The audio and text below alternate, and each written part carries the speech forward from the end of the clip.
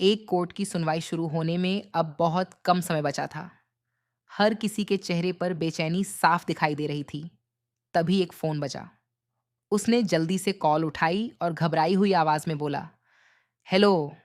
हाँ, आता हूँ। बस 2 मिनट में पहुंच रहा हूँ। फोन रखते ही उसने शालिनी की तरफ देखा और मुस्कुराने की कोशिश करते हुए कहा, तुम आगे निकलो, मैं अभी आता हूँ। शालिनी ने बच्चों का हाथ मजबूती से पकड़ा, हल्की सी मुस्कान दी और आगे बढ़ गई। उसे बिल्कुल भी अंदाजा नहीं था कि अगले कुछ मिनट उसकी पूरी जिंदगी बदलने वाले हैं। वह बच्चों के साथ सड़क पार करके ऑटो में बैठ गई, जबकि पीछे खड़ा वह व्यक्ति बार बार अपने फोन की स्क्रीन देख रहा था। उसके चेहरे पर चिंता बढ़ती जा रही थी।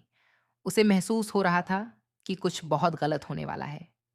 इधर कोर्ट के बाहर सभी लोग बेसब्री से इंतजार कर रहे थे। घड़ी की सुइयां लगातार आगे बढ़ रही थीं, लेकिन शालिनी और बच्चे अब तक नहीं पहुंचे थे। हर गुजरता सेकंड बेचैनी को और बढ़ा रहा था। तभी शिवानी ने घबराकर कहा, शालिनी, फोन क्यों नहीं उठा रही? मैं लगातार कॉल कर रही हूं, लेकिन कोई जवाब नहीं मिल रहा। वहां मौजूद सभी लोगों के चेहरे पर चिंता साफ नजर आने लगी। तभी किसी ने धीमी आवाज में कहा, मुझे पहले ही शक था। मुझे लग रहा था कि वे लोग इतनी आसानी से हार नहीं मानेंगे। इसी बीच शिव का फोन बजा। उसने तुरंत कॉल रिसीव की। दूसरी तरफ से कांपती हुई आवाज आई, सिर्फ बच्चे और शालिनी अभी तक कोर्ट नहीं पहुंचे। ये सुनते ही शिव का चेहरा सफेद पड़ गया। उसने तुरंत कहा, क्या अभी तक नहीं पहुंचे? उन्होंने तो काफी पहले निकल जाना था। कुछ पल के लिए वहां सन्नाटा छा गया। फिर अचानक उसे कुछ याद आया। उसने तेजी से कहा, मुझे ऑटो का नंबर याद है, मैं अभी पता लगाता हूँ। उसने बिना एक पल गंवाए कई लोगों को फोन करना शुरू कर दिया। हर सेकंड उसके दिल की धड़कनें तेज होती जा रही थीं। उधर सड़क के एक सुनसान हिस्से में वही ऑटो अचानक रुक गया था। कुछ काली गाड़ियां उसके सामने आकर खड़ी हो गईं। इससे पहले कि ड्राइवर कुछ समझ पाता, 4-5 नकाबपोश लोग हथियार लेकर बाहर निकले। उन्होंने ऑटो का दरवाजा खोला और शालिनी को जबरदस्ती बाहर खींच लिया। बच्चे जोर जोर से रोने लगे। शालिनी पूरी ताकत से उनका विरोध करती रही। वह चीखते हुए बोली, मेरे बच्चों को मत छुओ, उन्हें छोड़ दो। आखिर चाहते क्या हो तुम लोग? लेकिन उसकी कोई बात नहीं सुनी गई। एक आदमी ने बच्चों को गोद में उठाया और दूसरी गाड़ी में बैठा दिया। कुछ ही सेकंड में दोनों गाड़ियां तेज रफ्तार से वहां से गायब हो गईं। सड़क फिर से सुनसान हो गई, जैसे वहां कभी कुछ हुआ ही ना हो। कुछ देर बाद शालिनी की आंखों से पट्टी हटाई गई। उसने खुद को एक अंधेरे गोदाम में पाया। उसके दोनों बच्चे डरे हुए एक कोने में बैठे रो रहे थे। शालिनी तुरंत उनकी तरफ भागी और उन्हें सीने से लगा लिया। तभी अंधेरे में किसी के कदमों की आवाज गूंजने लगी। धीरे धीरे एक आदमी सामने आया। उसके चेहरे पर अजीब सी मुस्कान थी।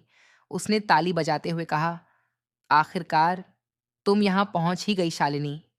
शालिनी ने गुस्से और डर से कांपती आवाज में पूछा, कौन हो तुम? हमें यहां क्यों लाए हो? तभी वह आदमी हंस पड़ा और बोला, पहचानने की कोशिश करो, हम पहले भी मिले हैं। इतना कहकर उसने अपना चेहरा रोशनी में किया। उसे देखते ही शालिनी की आंखें फैल गईं। उसके होंठ कांपने लगे। वह धीरे से बोली, तुम? वह आदमी ठंडी मुस्कान के साथ उसके बिल्कुल सामने आकर खड़ा हो गया। उसने जेब से पिस्तौल निकाली और उसे अपनी उंगलियों पर घुमाते हुए कहा, देखो शालिनी, मैंने पहले प्यार से समझाने की कोशिश की थी। मैंने कहा था कि हम एक ही परिवार हैं। तुम्हारी बहन मेरे घर की बहू है, मेरे बेटे की पत्नी है। हमें आपस में लड़ने की क्या ज़रूरत है? लेकिन तुम्हें तो अदालत जाने की बहुत जल्दी थी। तुमने मेरे बेटे के खिलाफ केस कर दिया। अब मुझे भी दूसरा रास्ता अपनाना पड़ा। शालिनी ने बच्चों को अपने पीछे छिपाते हुए दृढ़ आवाज में कहा, अगर तुम्हें लगता है कि मुझे डराकर सच बदल दोगे, तो तुम बहुत बड़ी गलती कर रहे हो। मैं अदालत में भी सच बोलूंगी और आज भी सच से पीछे नहीं हटूंगी। उस आदमी की मुस्कान अचानक गायब हो गई। उसने गुस्से में पिस्तौल सीधी शालिनी की तरफ तान दी और धीमी लेकिन खतरनाक आवाज में बोला, कोर्ट, अब तुम कोर्ट तभी पहुंचोगी जब मैं चाहूंगा। और अगर मेरी बात नहीं मानी, तो तुम्हारे सामने सबसे पहले तुम्हारे बच्चों की सांसें रुकेंगी। ये सुनते ही शालिनी के पैरों तले जमीन खिसक गई। उसने बच्चों को और कसकर अपने सीने से लगा लिया।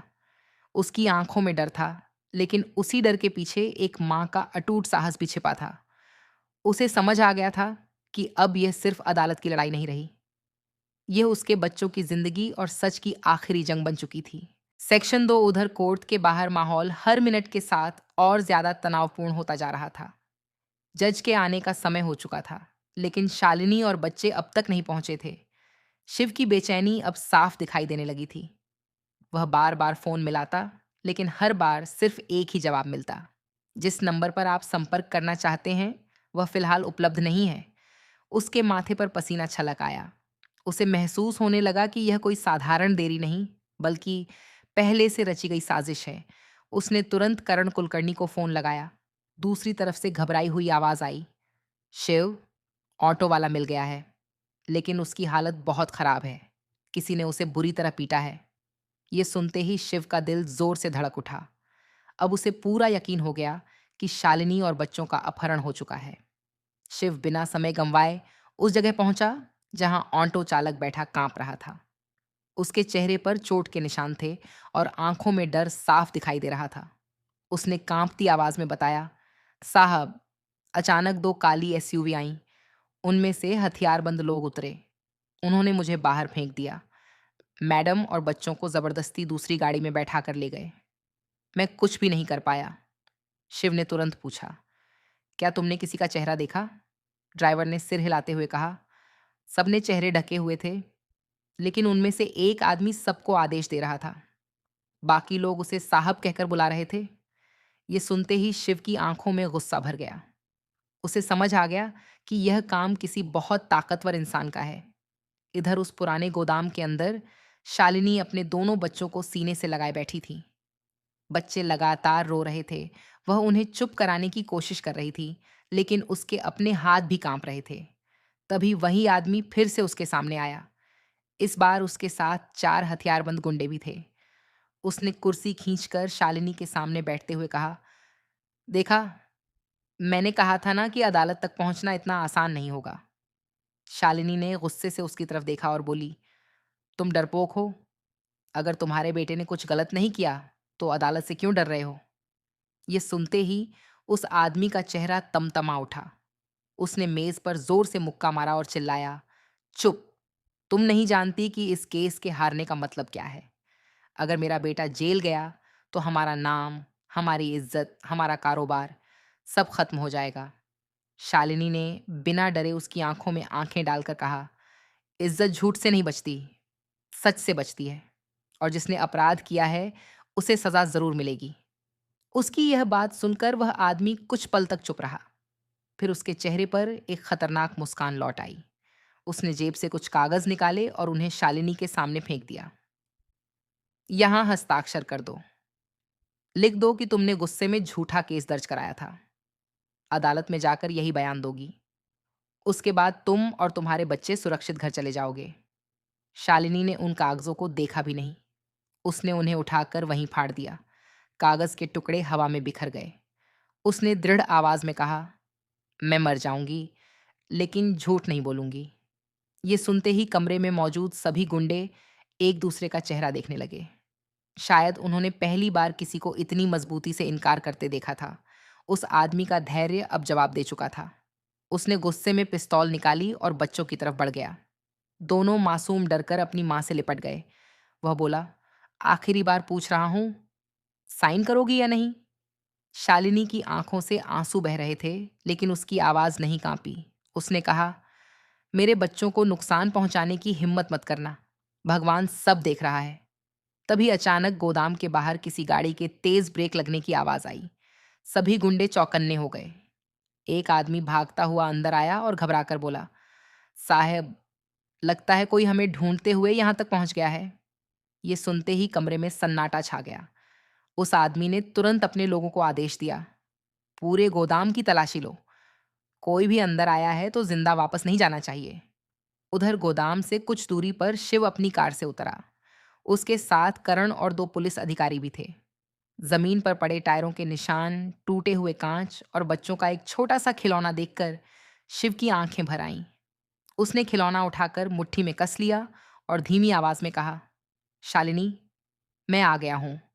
इस बार तुम्हें अकेला नहीं छोड़ूंगा। लेकिन उन्हें यह नहीं पता था कि गोदाम की छत पर पहले से ही कुछ हथियारबंद लोग उनकी हर गतिविधि पर नजर रखे हुए थे।